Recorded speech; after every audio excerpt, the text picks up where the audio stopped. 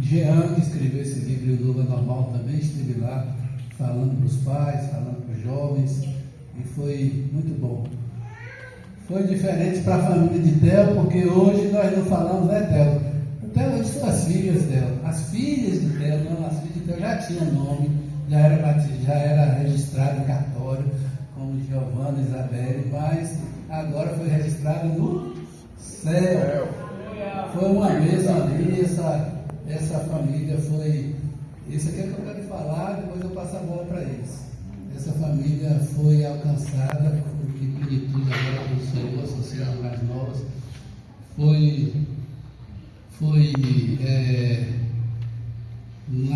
No sábado, na sexta-feira, já se falava de batismo lá em Iacuí delas, e por circunstâncias da programação ficou para sábado à noite. Que hora era aquela? Quem se lembra?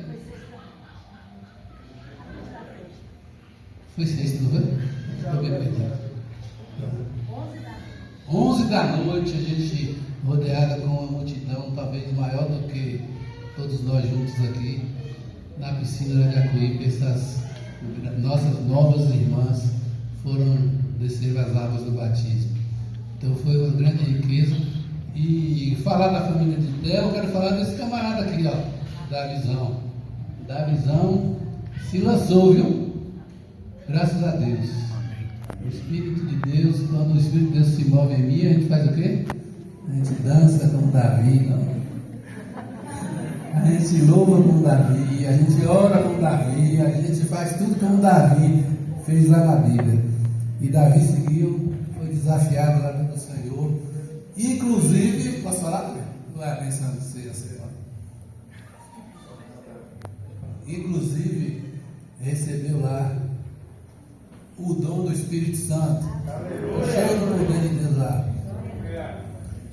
Tudo isso é para dizer que Deus faz, seja em Iacuí, seja aqui, seja onde for. O importante é a gente se derramar e se dispor para Deus fazer.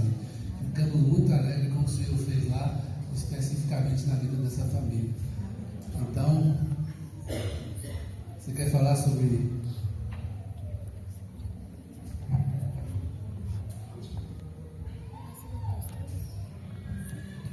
Rebeca? Tem uma jovem aqui com ele, você não sabia quem era. Seja bem-vinda também, Rebeca. Eu estava lembrando, eu falei com o Theo ali há pouco, vocês ficaram sabendo, a mãe de Theo faleceu, Nilzinha, e era alguém muito amada por nós, que nos conhecemos lá em Piauí.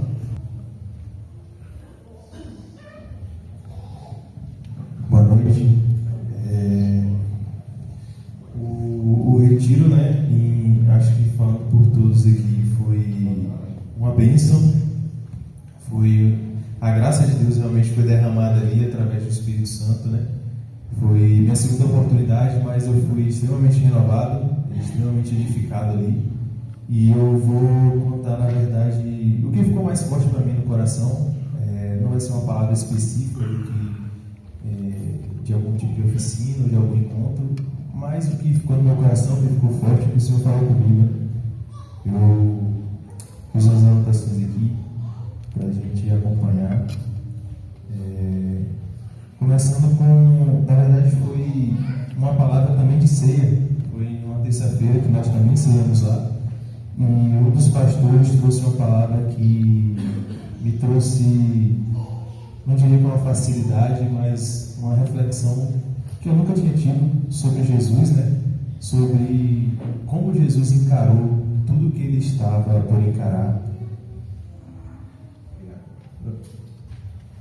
Som. Tá, acho que esse aí tá melhor. Afastar um pouquinho. Você ficar baixo. Tá bom? Tá ótimo? Graças a Deus.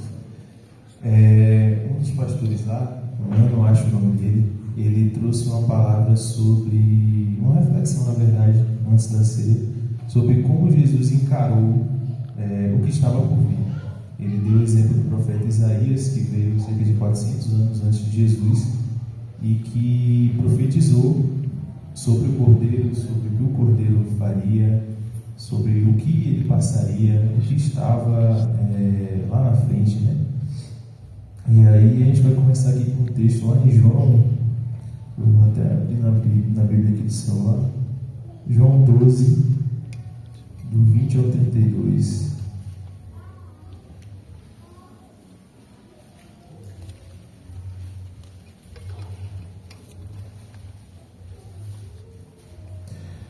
Lá em João 12, a partir do 20, diz assim, entre aspas, título dessa passagem: alguns gregos desejam ver Jesus.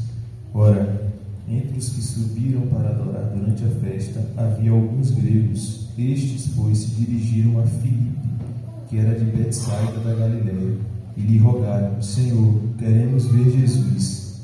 Filipe foi dizer a André, e André a Filipe o comunicaram a Jesus. Respondeu-lhe Jesus: é chegada a hora de ser glorificado o Filho do Homem. Em verdade vos digo, se o grão de trigo caindo na terra não morrer, fica ele só, mas se ele morrer, produz muito fruto. Isso aqui é Jesus falando a essas pessoas que gostariam de conhecê-lo, né? Ou seja, aqui a gente já consegue ver uma prévia de como estava o coração de Jesus antes do seu sacrifício, né? Quem ama a sua vida perde-a, mas aquele que odeia a sua vida neste mundo preservá-la para a vida eterna. Se alguém me serve, siga-me, e onde eu estou, ali estará também o meu servo. E se alguém me servir, o Pai o honrará. Agora está angustiada a minha alma, mas o que direi eu? Pai, salva-me desta hora. Mas precisamente com este propósito vim para esta hora. Pai, glorifica o teu nome. Então veio uma voz do céu: eu já o glorifiquei, e ainda o glorificarei. A multidão, pois, que estava ali, tendo ouvido a voz, dizia ter havido um trovão. Outros diziam: foi um anjo que lhe falou. Então explicou Jesus: não foi por mim que veio esta voz, e sim por vossa causa. Chegou o momento de ser julgado este mundo, e agora o seu príncipe será expulso. E eu, quando for levantado da terra, atrairei todos a mim mesmo. E aí acho que o ponto principal do encontro dessa noite, né, que Mano quis trazer aos nossos corações, foi realmente Jesus, sabendo que tudo que ele estava por passar. A gente tendo aqui o versículo 27 como exemplo, né, Jesus disse: agora está angustiado a minha alma. Por quê? Porque Jesus ali era um homem como qualquer um de nós. Ele sentiu angústia, ele sentiu medo, ele sentiu desespero. Na hora da cruz, na hora do seu sacrifício, ele rogou, né? Ele perguntou: Pai, se for possível, afaste de mim esse cálice. Mas o coração dele ali estava conformado, porque em troca da alegria que estava proposta, ele aceitou passar por tudo aquilo, mesmo sendo um homem, mesmo escutando a sua vida toda dos profetas, sabendo de tudo que ele ia passar detalhadamente, cada passo, cada etapa, sentindo tudo que nós sentiríamos no lugar dele. Ele mesmo assim foi lá e fez. E assim, o que ficou forte para mim, na verdade, foi relacionar isso com a perseverança. Um dia, na casa de meu discipulador Natan, essa semana, a gente estava proclamando para um rapaz, e aí, eu não lembro quem foi que falou, mas disse assim: o que nos faz seguir diariamente em direção a essa carreira, em direção a Jesus e a vida eterna, não é apenas a salvação. Isso seria muito pouco. A nossa salvação que está lá na frente, isso seria muito pouco para nos sustentar na nossa fé. Mas na verdade, o que nos sustenta, né, o alicerce principal, é o constrangimento que o amor de Jesus nos traz diariamente. Porque quando nós acordamos e nós trazemos à nossa mente essa reflexão aqui: Jesus era um homem como eu, e ele amava o Pai, ele tinha uma comunhão perfeita e incessante com o Pai. E ele sabia que o Pai dele, ele teve prazer, não que Jesus morreria, mas na morte de Jesus. Imagine você tendo um relacionamento com seu Pai, saber que seu Pai ficaria feliz com sua morte, mesmo você não sendo culpado. Jesus podia ter esse coração. Talvez eu, no lugar dele, teria: nossa, eu não sou culpado de nada disso, eu não conheço essas pessoas, e eu vou ser julgado, vou passar por tudo isso, vou suar sangue por cada uma delas, eu não conheço elas, eu não preciso passar por isso. E meu pai, naquele momento, ele ainda vai estar afastado de mim, porque Jesus estava afastado de Deus quando recebeu todos os pecados do mundo daquela época e dos que ainda viriam. Então, assim, eu quero trazer essa reflexão, compartilhar com vocês também algo que tem me ajudado desde esse dia em diante, dia após dia, né? A perseverança, como foi compartilhado ontem no grupo caseiro, acho que é muito isso, né? Se torna mais leve quando nós encaramos dia após dia. E assim, a palavra fala mesmo, basta cada dia o seu próprio mal. Então, quando a gente traz isso na nossa mente, né? A reflexão do que Jesus passou, de que poderia ser qualquer um de nós não conseguiríamos, mas ele era um homem como cada um de nós, e ele escolheu passar por isso. Então, quando você sente dificuldade em perseverar, lembre do sacrifício que Jesus fez, porque na verdade isso, pelo menos para mim, esse constrangimento é o que me ajuda diariamente, um dia de cada vez, a perseverar. E assim, eu queria também trazer mais uma coisinha que ficou forte, além da questão da perseverança, que seria a responsabilidade com o corpo. Uma das oficinas lá se chamava Igreja com Corpo. Não diria que foi a mais importante, todas foram de igual importância, mas para mim ficou forte quando eles disseram assim, que a igreja é como um corpo, só que cada membro ele faz parte da mesma família. E aí relacionaram tanto uma oficina do corpo quanto uma oficina da família. E aí citaram 4 características que uma família tem. Não só a família de Deus, como a nossa própria família. Uma delas seria a transparência, né? Nós temos os textos que falam sobre andar na luz. E lá eles comentaram, né, que andar na luz não é necessariamente confessar pecados, mas é ter sua vida transparente para o seu irmão, a ponto do seu irmão, como você em casa, saber quando você está mal, só de olhar para você. Porque qualquer um de nós, quando chegamos em casa, as pessoas que moram conosco, elas sabem quando a gente está mal, quando a gente está feliz, quando a gente está alegre, quando a gente está preocupado. Mas o seu irmão que está do seu lado, ele sabe, ele convive com você, mas ele tem essa sensibilidade com você? Você tem com o seu irmão? Porque nós estamos todos ligados no mesmo corpo. Nós deveríamos ter. E além da transparência, tem também 3 coisas: sujeição, responsabilidade e serviço. Todas essas características fazem parte de uma família e não é diferente na família de Deus. Todos nós devemos nos sujeitar, porque é o Senhor quem levanta as autoridades. Nós temos responsabilidade, cada um tem seu papel, tem seu dom, tem seu talento, que o Senhor é quem dá e multiplica como Ele apraz, e cada um exerce o seu serviço. E também é importante que da gente entender isso, né? E aí, trazendo um pouco de uma experiência pessoal lá, vários dias aconteceu isso, né? Mas teve um dia específico que nós oramos pelos irmãos que ainda não tinham recebido o dom do Espírito Santo, e como renovador, principalmente para quem ora do que para quem recebe. Porque se você está recebendo do seu ponto de vista, só você está recebendo, mas quando você dá, tanto você quanto a pessoa que você deu recebe, você recebe em dobro.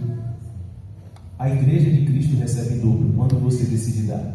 Então é melhor dar do que receber. Então, e aí eu queria trazer um texto para finalizar, que é 1 Coríntios 12, do 14 ao 30, que fala sobre o corpo, para a gente finalizar com, pelo menos a minha parte aqui, com isso que ficou forte para mim, né? Além da questão da perseverança, a questão da responsabilidade com o corpo.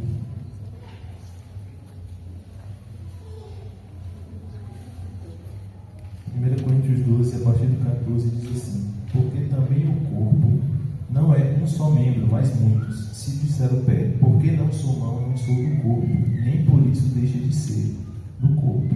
Se o ouvido disser, porque não sou olho, não sou do corpo, nem por isso deixa de o ser.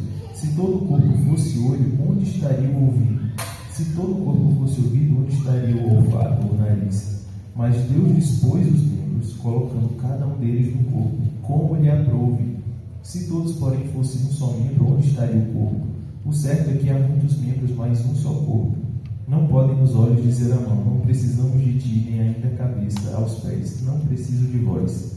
Pelo contrário, os membros do corpo que parecem ser mais fracos, estes são os mais necessários. E os que nos parecem menos dignos no corpo, a estes damos muito maior honra. Também os que em nós não são decorosos revestimos de especial honra, mas os nossos membros nobres não têm necessidade disso. Contudo, Deus coordenou o corpo, concedendo muito mais honra àquilo que menos tinha, para que não haja divisão no corpo. Pelo contrário, cooperem os membros com igual cuidado em favor uns dos outros, de maneira que, se um membro sofre, todos sofrem com ele. E se um deles é honrado, com ele todos se regozijam. Ora, vós sois do corpo de Cristo e individualmente membros desse corpo. A uns estabeleceu Deus na igreja, primeiramente apóstolos, em segundo lugar profetas, em terceiro lugar mestres, depois operadores de milagres, depois dons de cura, socorros, governos, variedade de línguas. Porventura, são todos apóstolos ou todos profetas? São todos mestres ou operadores de milagres? Têm todos dons de cura? Falam todos em outras línguas? Interpretam elas todas? Entretanto, procurai com zelo os melhores dons. Para fechar, em suma, isso aqui é para lembrar de que cada um de nós não foi feito para exercer todas as funções dentro da igreja, mas cada um de nós temos que ter o discernimento de saber qual é a função que nós temos dentro do corpo e saber que nós temos função dentro do corpo, mesmo que muitas vezes nós não nos achemos tão merecedores ou não achemos que nós temos tantos talentos a compartilhar. Todos nós somos importantes e aqueles que são mais fracos são os mais necessários. Então eu queria lembrar com essa palavra aqui também que nem todos nós somos braços ou narizes ou orelhas. Cada um de nós exerce uma função diferente dentro do corpo, mas todos nós somos necessários e nós precisamos uns dos outros. Senão a palavra não diria que quando temos 2 ou 3 ali Jesus está. Nós precisamos de comunhão de uns com os outros para que nós possamos agradar devidamente ao Pai e para que o corpo funcione da maneira que ele foi feito para funcionar.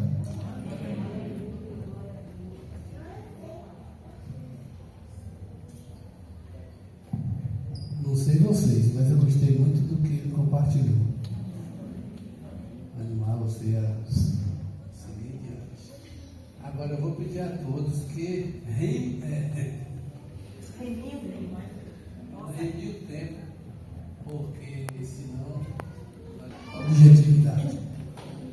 Porque eu ia dar uma abordada geral, só que com esse sinal, então eu vou dar uma segurada. Vou falar algumas frases e trechos importantes que eu achei. Vou pular essa parte de igreja como corpo, que eu ia falar resumidamente também, já que o Rodrigo já comentou bastante, para render para os outros temas também. No dia foi, deixa eu só confirmar aqui, que eu vou anotando e eu vejo com as datas, quando foi falado. Foi na. Cadê, gente? Foi na segunda de manhã, mas eu não vou ainda ver tantas datas. Teve uma noite, ou foi um dia, que falaram. Vou ler literalmente em tópicos para diminuir o tempo aqui. Falou sobre a linguagem de amor do Senhor, e aí foi citada a frase que a maior prova de amor ao Senhor é a obediência a Ele. E isso eu lembrei também que hoje à noite foi comentado isso em alguma parte, não lembro especificamente, mas falaram sobre obediência. Aí eu linkei com isso. Uma frase que me marcou muito lá e abriu os olhos com relação a isso. As portas do inferno, tem um texto que fala, as portas do inferno não prevalecerão com a igreja. Isso aí. Só que muitas vezes a gente pensa, nossa, a gente vai ficar aqui de boa e aí o Senhor vai nos fazer vencer o inferno. Não, não é isso. Também, mas a gente vai até o inferno tirar as vidas que estão lá do Senhor, entendeu? E isso, caraca, eu nunca tinha pensado nesse raciocínio, sabe?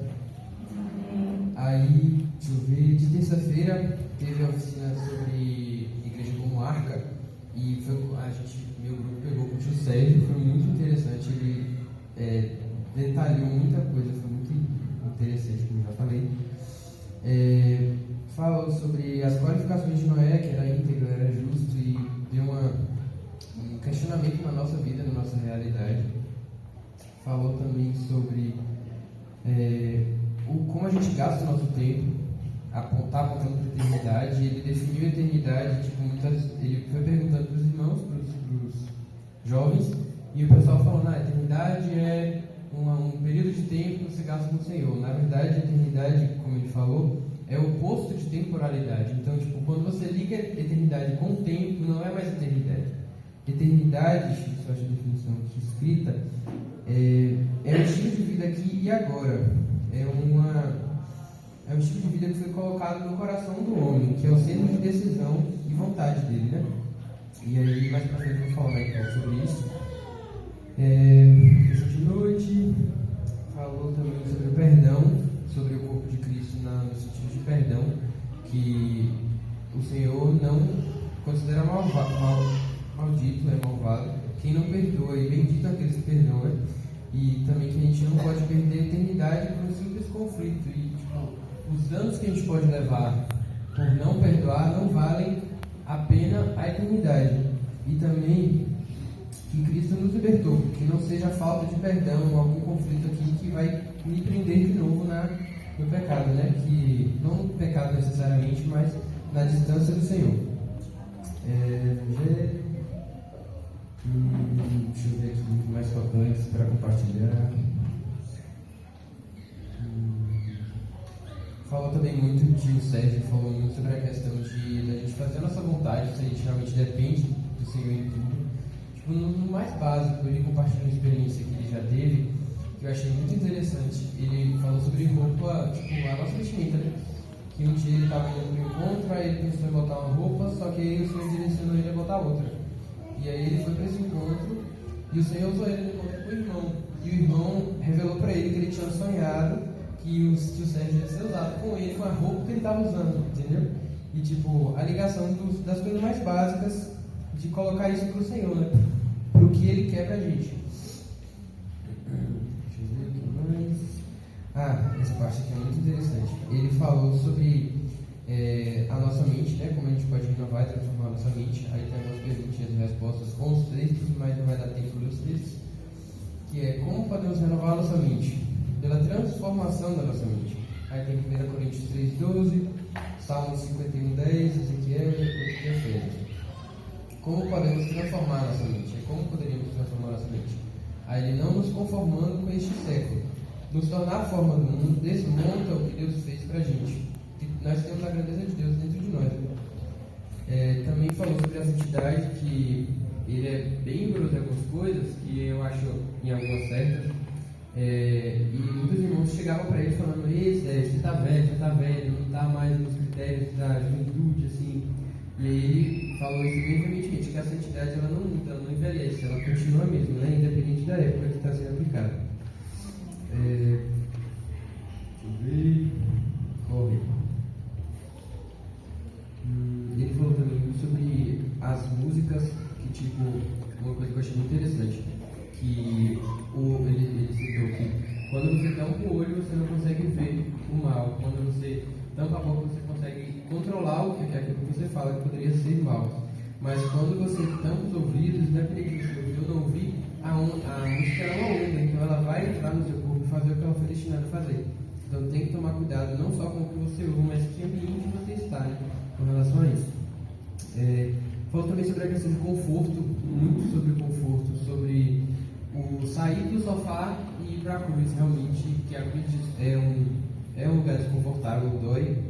E uma frase que Jean falou que eu achei muito interessante é que a dor é uma sala de aula, a gente aprende com a dor. E, tipo, tem muita gente, inclusive nós como discípulos, às vezes, a gente falta essas aulas pelo conforto. Falou também sobre a questão de não ser mesclado no mundo, não se misturar com os hábitos que às vezes a gente acha lícito, mas podem entrar na nossa realidade. Aí aqui a oficina, que o Rodrigo citou, sobre a transparência, responsabilidade, serviço, conforto. Aqui o conceito de atividade escrito. É o estilo de vida que foi colocado em nosso coração, como eu falei. E ele falou sobre essa questão de conforto da cruz, que quando a gente gruda na cruz, a dor é uma dor intensa, mas tipo, ele fez uma analogia com o espinho, tipo, quando a gente entra uma faca no dedo, dói, mas a gente tem que tirar essa faca, porque vai doer mais quando a gente tirar, vai, mas tipo, depois a dor vai ser reduzida, a gente vai se acostumar com a dor. E tipo, o prazer de tirar a faca vai ser maior do que a dor que a gente sentiu para tirar a faca. E ele fez essa relação com a cruz. a gente entrando na cruz, subindo na cruz, vai doer, mas essa dor vai ser menor do que o prazer de estar na cruz agradando ao Senhor. Ele falou também sobre a gente realmente colocar o Senhor do nosso lado, nos ambientes que a gente frequenta, nas nossas atitudes básicas, que Ele está dentro de nós, a gente tem que agradar a Ele, né? Falou também sobre a carreira que nos está proposta, como o Rodrigo falou, que eu achei muito interessante, que a gente tem que correr com perseverança, que dentro de nós mora a eternidade, como você tem, em forma de propósito eterno. E aí ele botou algumas perguntas e respostas também. Como correr a carreira que nos está proposta? Desembaraçando todo o peso e pecado que infelizmente nos assedia. Que Jesus ele se santificava das coisas lícitas que poderiam atrapalhar a corrida, não só dele, mas também do próximo. Isso achei muito interessante. E calma, está acabando. Deixa eu ver. Indícia. Também amado Davi. E falou também sobre a igreja, a origem da igreja, o surgimento da igreja, tipo, a origem do conceito de igreja, da ideia de igreja no coração do Senhor, o surgimento da igreja aqui na terra, a natureza da igreja, marcas da igreja e só. Achei que tinha mais só isso. E no final, se não me engano, foi no último dia, os pastores passaram em vários irmãos mais velhos para perguntar o que ajudou a cada um a continuar a perseverança, né? E aí eu anotei a maioria dos tópicos e eu vou ler rapidinho para vocês. Comunhão com os irmãos, ser exemplo e inspiração de perseverança, lembrar de onde foi tirado para não voltar, o andar na luz, a oração, a leitura, o jejum, a edificação com o corpo, a proclamação, o simples olhar para Jesus, a paciência comigo mesmo e com os irmãos, o não andar só, o olhar para a cruz e lembrar do sacrifício do Senhor, que se relaciona com a ceia, né? Está sempre não esquecer e não tirar isso da mente, grampear isso nos pensamentos, né? Servir o reino de Deus, trabalhar, isso foi falado também no sentido de arca, porque Noé não foi para a arca para ficar lá de boa esperando o tempo passar, não, ele tinha que trabalhar e todos que estavam na arca trabalhavam. Ter esperança de ver o Senhor e permanecer para sempre em sua presença. A comunhão vertical e também horizontal, o honrar o sacrifício de Jesus, lembrar-se dele para não o tornarmos vão e só. É isso aí, gente. Deus abençoe. Agora compartilhar. Glória a Deus.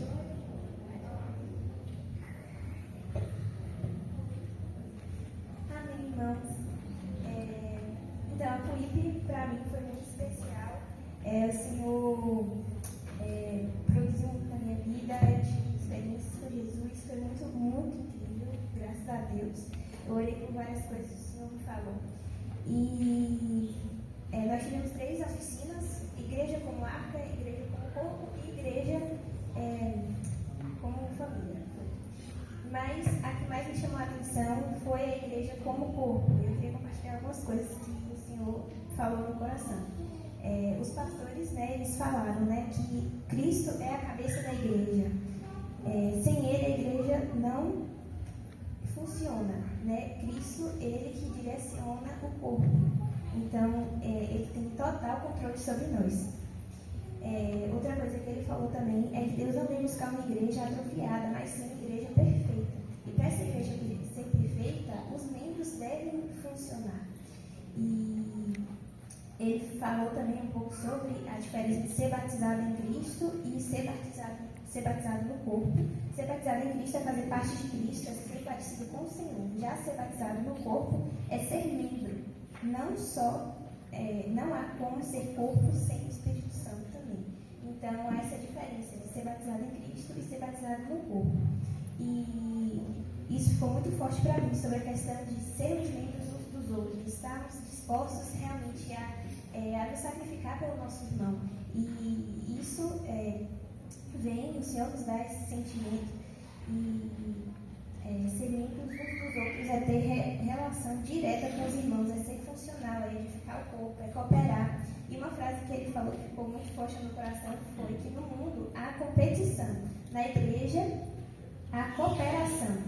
Então, cada um desempenha uma função. Muitas vezes a gente acha, né, pode até achar que nossa mão é mais importante que o nosso antebraço ou que o nosso ombro, mas quando a gente vai parar para perceber, cada um é importante no nosso corpo, cada um desempenha uma função, e assim somos nós. Às vezes a gente pode pensar, eu sou apenas um discípulo, mas não. Nós somos discípulos de Jesus e nós temos funções importantes no corpo. E para começar, né, um passo prático realmente de mostrar discernimento é começar amando os nossos irmãos. Então, estar disposto a servir, estar disposto a nos sacrificar, um irmão precisou de ajuda, a gente ia ajudar. Então, isso realmente ficou forte no meu coração. Espero que o Senhor abençoe a vida de cada um. Não é fácil, irmão. Boa Você noite. está falando assim. Eu vou compartilhar um pouquinho. Primeiramente, a CUIP, para quem não sabe, é um retiro, né? A CUIP, como é de verão. É um retiro de domingo a domingo, são 7 dias, com 6 encontros, mais de 5 oficinas, tem mais de 12 pastores e líderes ali, tipo, 24 horas no dia com a gente, compartilhando, conversando. Inclusive tem oficinas para moças, para rapazes. Eu passei mal na oficina para moças, então eu não pude participar. Mas eu vou compartilhar um pouco sobre 2 oficinas que me chamaram, tudo me chamou a atenção, né? Mas tanto a oficina de arca quanto de família me chamaram muita atenção. Vou falar mais sobre a de família, mas dando uma pincelada sobre a de arca, que eu peguei com o tio Lázaro e tio Marcos, traz uma alusão, né? Tipo, sobre a igreja como arca. E Noé, quando ele construiu a arca, ele começou a construção da arca muito cedo, né? Foram 100 e poucos anos, Noé nem tinha filhos quando ele começou a construir a arca. E por conta da perseverança de Noé, ele salvou a família dele inteira. Então, quando a gente vê a igreja como arca, né, eles trabalharam muito sobre a questão de que muitas vezes a gente está dentro da arca, a gente está trabalhando na arca e muitas vezes a gente não vê os frutos, né, naquele tempo presente e tal, mas a gente tem que ter a perseverança e a confiança de que lá na frente, né, a gente está preparando ali um ambiente para que lá na frente se tenha um porto seguro para quem vai vir. E nesse sentido, eles fizeram uma pergunta lá bem assim, quem está dentro da arca tem como se afogar no dilúvio? E aí fez aquela alusão, né? Quem está na igreja tem como se afogar no mundo? Tem como perecer no mundo? E aí a resposta, né, que foi dada é que depende de onde na arca você está. Porque dentro da arca exige trabalho. Na arca tinham muitos animais, tinham muitas coisas para fazer, sempre tinha um trabalho para se fazer dentro da arca, né? Então, toda a população de animal dentro da arca, tinha famílias dentro da arca, e se a pessoa ficasse olhando mais para o lado de fora da arca, mais para a janelinha da arca, para saber se o mar está alto, para saber se tinha vento, se tinha chuva, se tinha sol, ela não ia focar no trabalho dentro da arca. E muitos correm o risco de querer sair da arca para ver como está o tempo lá fora. Eu só vou chegar aqui na beirinha para ver como é lá, né? Como aquela mulher, esse nome, que foi ver as mulheres da terra. Tamar, isso. E foi só conhecer as mulheres da terra e deu aquela confusão toda, né? Diná. Sobre a oficina que eu gostaria de compartilhar, que é a oficina de família, ela foi a parte que eu peguei foi meu pai e tio Pedro, que é um líder da Flórida, que estava na Flórida, né? Que deram lá e falavam na igreja como família. E aí, João 12, eles falaram um texto, né, que fala sobre que a família ela nasceu da vontade de Deus e não da carne e do sangue. E a família de Deus na terra é a igreja, né? E que nós temos que ser como família, é nosso papel. Não dá para separar família e confiança. Não existe uma família unida se não há confiança dentro do corpo. Se eu não posso confiar no meu irmão, se eu não posso depender do meu irmão, se eu não posso entregar minha vida para o meu irmão e entender que ele entregaria a vida dele por mim, eu não consigo ser família. E para isso tem 4 passos. E aí eles leram, né, o texto, se não me engano, é Romanos 11, 26, que fala que é chorar com os que choram, se alegrar com os que se alegram, restaurar a confiança no Senhor e fazer um pacto de confiança com os irmãos. O pacto de confiança com os irmãos a gente faz nas comunhões, né? No partir do pão, na ceia, no relacionamento em geral. Restaurar a nossa confiança no Senhor é no jejum, na oração, na busca diária, né? Na perseverança com Cristo. Chorar com os que choram é a gente se compadecer, né?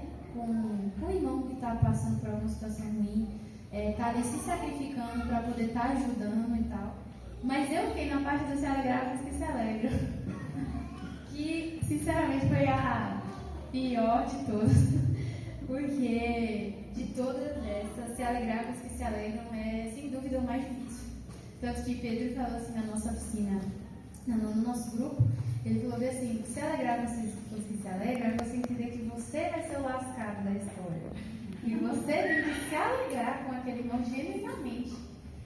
E aí eu fiquei assim, nossa, realmente é muito difícil, porque muitas vezes a gente se concentra tanto nas nossas vitórias, ou então na nossa tristeza, ou na nossa vida. Porque eu estou passando por isso, sim, mas o irmão está passando por aquilo. Mas o irmão, aquilo ali é de leve para ele passar. Só que, é de leve para você, para aquele irmão aquilo é muito pesado. E você tem que chorar com ele, mas você também tem que se alegrar quando ele conquistar, mesmo que você não tenha conquistado ainda o seu. E aí, no encontro geral foi do dia 20, foi sexta, se eu não me engano,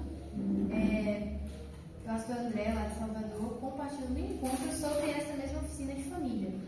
E ele falou, vou resumir aqui, ele falou, né, sobre a questão de perseverar em ser família. A igreja é o lugar mais seguro da terra, como a arca. A ovelha que se joga no mar, ela vira comida de tubarão, muitas vezes sem sentir. Sem sentir, o mundo está comendo a gente aos poucos. Sem sentir, o mundo está levando, né, da nossa santidade. E a igreja como família é uma realidade. Né? Ele falou assim, das 3 oficinas que tivemos, a igreja como corpo, a igreja como arca e a igreja como família, a igreja como corpo é uma simbologia, né, do corpo ali. Mas a gente sabe que cada um tem seu próprio corpo, graças a Deus, mas somos simbologicamente um corpo. Estamos simbologicamente na arca, mas a família é uma realidade. Nós somos irmãos, né? Amém. E ela tem uma origem, ela começou no coração de Deus. Como primogênito entre muitos irmãos foi Jesus. E a nossa luta é parecer mais e mais com Ele. Aí fala em Efésios 2, 19 a 22, fala: sois famílias de Deus. No surgimento, né, dessa família, na natureza divina, ela é divina e humana ao mesmo tempo. Ou seja, nós somos todos imperfeitos e nós vamos precisar conviver com isso. Colocar os olhos no Pai que é perfeito e no irmão que é imperfeito para conseguir permanecer nessa família imperfeita. E essa família, ela gera marcas. E tem marcas. Quais são elas? Ela tem uma marca de ensino e instrução. E eles falam os textos aqui. Na igreja, nós temos ensino e instrução, né, por parte dos nossos líderes, dos nossos pastores, dos nossos discipuladores. E por conta desse ensino e instrução, nós temos que ser modelos, né, modelos dos santos. Nesse ensino tem um conteúdo prático que gera mudança de vida. E no cuidado com quem a gente tem que ter, né, uns com os outros, com as coisas que a gente se alimenta, nós temos que ser desafiados, né, a sermos professores e ensinar a guardar todas as coisas que nos têm ordenado, porque nas próximas gerações nós vamos ser aqueles que vamos estar passando ensino e instrução, seja para novos, seja os homens, né, como cabeças na igreja, no corpo, ou seja para todos nós como pessoas que cuidam de vidas ou que vão ter filhos, enfim. A outra marca é ter comunhão. Você vai para a igreja para servir e trabalhar naquilo que você sente falta, né? Teve até um pastor que eu fui no congresso que ele falou assim: igreja é sua casa, se você está achando o chão sujo, pega a vassoura e vai varrer. E aí eles falaram isso, né? Na igreja você tem que trabalhar naquilo que você tem sentido falta. Eu tenho sentido falta de tal coisa, então junte com irmãos que têm sentido essa mesma carga e trabalhe com isso. Né? Você é pintor ou crítico de arte, né? o tio André falou assim, o pintor, ele está vendo um defeito ali, mas ele vai tentar pintar, ele vai tentar ajeitar, ele vai tentar contornar aquele desenho. E o crítico de arte é basicamente aquele que, para ele já trabalhou muito, aí ele senta e julga a arte dos outros. E aí ele pergunta, né, você é pintor ou crítico de arte? Você tem que sondar seu coração e desenvolver seus talentos, né? Os talentos que Deus te deu, porque Ele vai cobrar todos eles. A outra marca são 4, né? A terceira marca é essa que tem temor e autoridade e disciplina dentro da igreja. O medo de ser disciplinado, o medo de andar na luz, o medo de confessar pecado, ele afasta e você fica paralisado. Mas o temor ao Senhor, ele nos aproxima e nos mobiliza a fazer a vontade do Senhor. O temor é uma construção, ou seja, é temendo o Senhor e aos pouquinhos que a gente vai se soltando. E a falta do temor também é uma desconstrução. Quanto menos a gente vai fazendo a vontade do Senhor, a gente vai desconstruindo o temor e para de temer. E o temor do Senhor é o princípio da sabedoria. Tanto que eles falaram assim, ninguém que cai da arca, que sai da arca, sai de um dia para o outro, fala, vou sair da igreja. É uma desconstrução, é um processo de desconstrução. Assim como entrar no corpo de Cristo é um processo de construção. E a quarta tem curas e nascimento. Ou seja, nós precisamos cuidar dos nossos filhos espirituais, né? Graças a Deus, lá em Quinto a gente viu 2 do Senhor, que foi fruto, como o José falou, né? Dos pais e do trabalho com as crianças. E como perseverar nesse cuidado? Como o Rodrigo falou, perseverando na prática simples, diariamente. Não ficar pensando, eu vou perseverar até o fim, quando eu morrer, eu vou estar lá louvando ao Senhor. Não pense lá na frente. Pense amanhã. O hoje, na verdade. Hoje eu acordei, eu já li a Bíblia, eu já orei, hoje eu vou jejuar. Essa semana, que dia da semana que eu vou jejuar? Que dia da semana que eu vou estar com as meninas, que eu vou estar com a menstruadora? Quando você foca naquela semana, naquele dia, quando você já terminou 2024, você perseverou até o fim. É isso.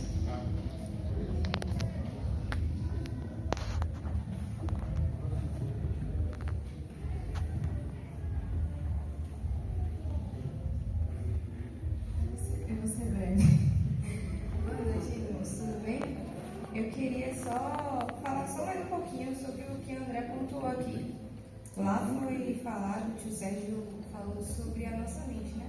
Ele falou que a nossa mente é como um computador e que nós temos um poder pela nossa mente. Nós temos poder de analisar o que a gente vai pensar, de tirar o pensamento que não convém da nossa mente. E ele até colocou, como nossa mente é como um computador, que programa está rodando na sua mente? Programa do céu ou programa do mundo? E ele reforçou, né? Nós somos transformados pela renovação da nossa mente. Lá em Provérbios fala que a língua tem poder sobre a vida e a morte, e os que gostam de usá-la comerão o seu fruto. Por quê? Satanás ele não tem poder sobre a nossa mente. Ele nos joga setas, mas ele não tem poder de nos dominar na nossa mente. Mas ele nos ouve. E o que você fala tem trazido frutos, porque ele analisa o que você fala e usa isso como brechas na sua mente. Então, o que você tem falado, o que você tem pensado, tudo tem que ser transformado para que possamos ser renovados, né? E lá para fechar, você bem rápido, mas para fechar, ele nos animou com um texto, que foi lá em Filipenses 4, do 8 ao 9, que diz: finalmente, irmãos, tudo que for verdadeiro, nobre, correto, puro, amável, de boa fama, se houver algo de excelente ou digno de louvor, pensem nessas coisas. Ponham em prática tudo que vocês aprenderam, receberam, ouviram e viram em mim, e o Deus de paz estará com vocês. E ele nos animou, porque como a gente estava em um retiro, acaba que a gente está com pessoas diferentes, ouvindo dia e noite sobre, compartilhando com os irmãos. Ele nos animou, né? No mundo, o Senhor fala, né? Nós estaríamos no mundo e passaríamos por provações, e veríamos e ouviríamos coisas que nos desanimariam ou acabariam nos deixando tristes. Mas nós temos que estar com a nossa mente firmada no Senhor e ser renovado diariamente nele. Que possamos colocar isso em prática e começar em mim, em nome de Jesus.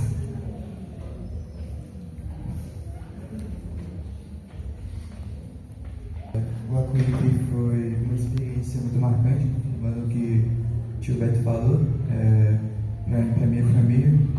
e eu vou ser bem breve aqui. Eu assinei algumas experiências que mais marcaram. O primeiro foi o batismo do meu colega de quarto, Joseph. O Senhor me deu a oportunidade de estar falando um pouco com ele. O Espírito Santo me tocou e assim ele pôde conversar com os pastores, com os pais dele e se definir, né, pelo Senhor. E minha alegria maior é de poder ter sido usado pelo Senhor, né, nesse momento, estar sensível à voz dele. O segundo foi o batismo das minhas irmãs, né, não tem muito o que falar sobre isso, eu acho. E o terceiro foi o meu batismo com o Espírito Santo, né, que me marcou bastante também. E na verdade eu gostaria de aconselhar a quem ainda não teve essa experiência de buscar, né? A gente vai ler aqui o texto de Lucas 11, 9 a 11, que fala sobre isso, que foi o que o pastor Pedro ele leu no dia antes de orarem para a gente. E meu pai vai ler aqui. Por isso vos digo, pedi e dar-se-vos-á, buscai e achareis, batei e abre-se-vos-á. Pois todo o que pede recebe, o que busca encontra, e a quem bate abre-se-lhe-á. Qual dentre vós é o pai, que se o filho lhe pedir pão, lhe dará uma pedra? Ou se pedir um peixe, lhe dará em lugar de peixe, uma cobra? Ou se lhe pedir um ovo, lhe dará um escorpião? Ora, se vós que sois maus, sabeis dar boas dádivas aos vossos filhos, quanto mais o Pai Celestial dará o Espírito Santo àqueles que lhe o pedirem. Amém. Eu lembro que um dia antes dessa experiência, eu tinha orado para o Senhor, pedindo de forma bem sincera. Na verdade, eu já tinha perdido um pouco a carga de orar pelo batismo com o Espírito Santo, né? Mas o Senhor renovou isso dentro de mim. E um dia antes eu pedi, Senhor, eu quero ser batizado no Espírito Santo nesse último dia que falta. E assim, quando o pastor ele foi chamar a gente lá e leu esse texto, eu lembro que é como se Deus falasse assim, agora. Aí, enfim, Deus é bom, né? E trazer também a palavra que mais me marcou, de forma bem breve. A gente estava na oficina que, acho que foi claro que já comentou, sobre a Igreja como Arca, com o pastor Lázaro. E eu gostaria de ler, né, meu subgrupo foi Características de alguém que anda com Deus. Eu acho que é muito importante para nós, né? E eu separei aqui alguns que mais me chamaram a atenção. Primeiro foi a graça, porque Noé achou graça diante de Deus. Segundo, estar sensível à voz de Deus. Terceiro, a fé.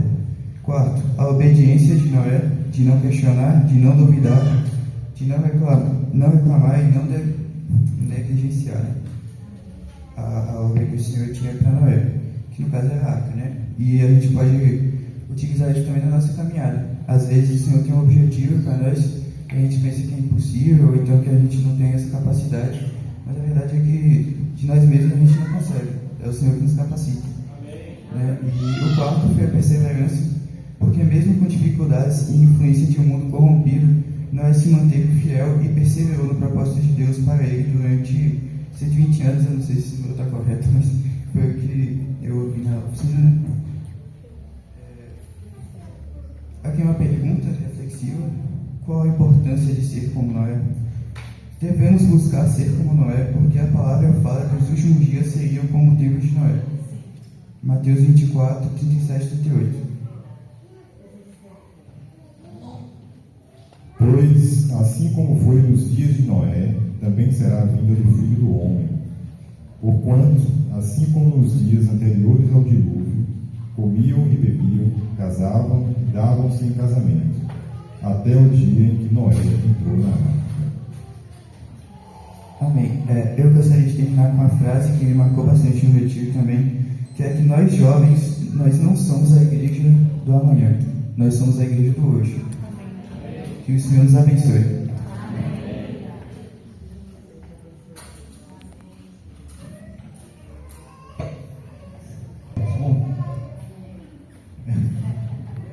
Eu sei que o tempo já se estende ali, não vou demorar não. Só queria, na verdade, externar aqui minha gratidão eterna ao Senhor. por tudo que eu vivi nesses dias. Ali em Acuípe, com a conversão das minhas filhas, pelo Senhor estar completando, né, na minha casa aquilo que Ele começou. E também agradecer muito ao Senhor, sou muito grato a Deus, inclusive pela partida de minha mãe, né? A palavra fala que nós temos que dar graças em tudo ao Senhor, né? E Ele me confortou todo esse tempo, na minha ida para Piauí, né? Eu estava muito em paz, porque Ele sempre dizia ao meu coração de que as meninas entraram, mas minha mãe não saiu. Ela está no reino de Deus, ela está com Ele. Então, isso me confortou muito, me conforta muito. É isso que eu queria externar aqui. E também, demandar muito tempo, o que ficou no meu coração foi justamente o que o Rodrigo compartilhou aqui no início.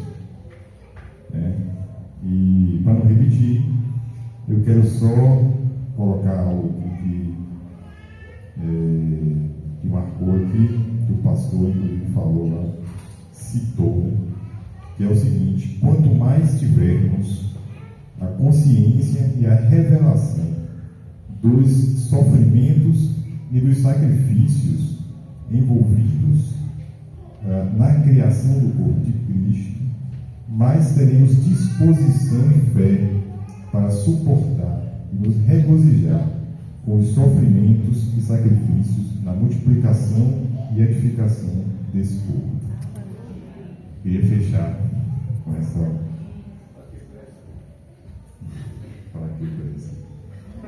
Deus abençoe a todos. Tremenda, profunda